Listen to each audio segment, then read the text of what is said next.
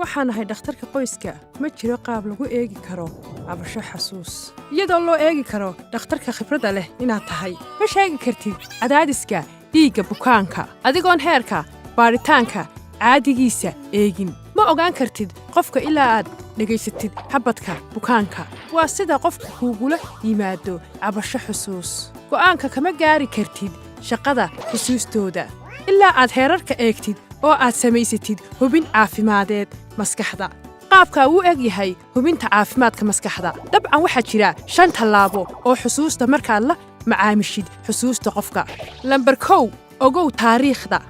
sida bukaanka kale dhegaysatid sheekadoodu waa muhiim waa inaad ogaatid walaaca la hubinayo xubnaha qoyska meesha habboon si loo eego inay jirto wax kale oo khilaafinaya xusuustooda tallaabada labaad ururka caddaynaya baaritaanka jidhka oo gaaban iyo baarista dhiigga waxaan tilmaami kartaa sababta guurista xusuusta bukaanka leh dawooyinka kale dib loo celin karo waxyaabaha sida hyperthyroidism ama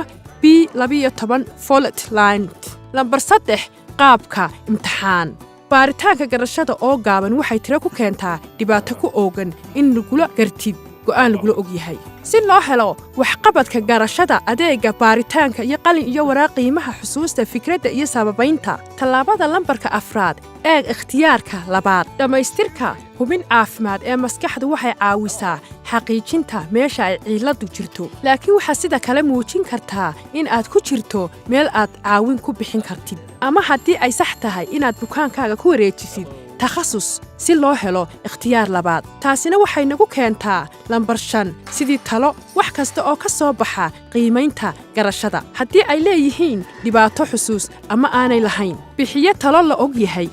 isbeddelka hab nololeedka ay saamayn karto maskaxda dartiis ka fakir 5 tallaabo markuu qofku kugu soo bandhigo cabasho xusuus tallaabooyinkani waa muhiim inaad ogaatid gaar ahaan markay dadku ka sarreeyaan 65 ay sii kordhayaan waxaad la macmiili doontaa dhibaatooyinka xusuusta mustaqbalka taasoo laga wado wakhtiga ugu fiicani waa hadda in aad ku dartid caafimaadkaaga maskaxda baaritaanka bukaankaaga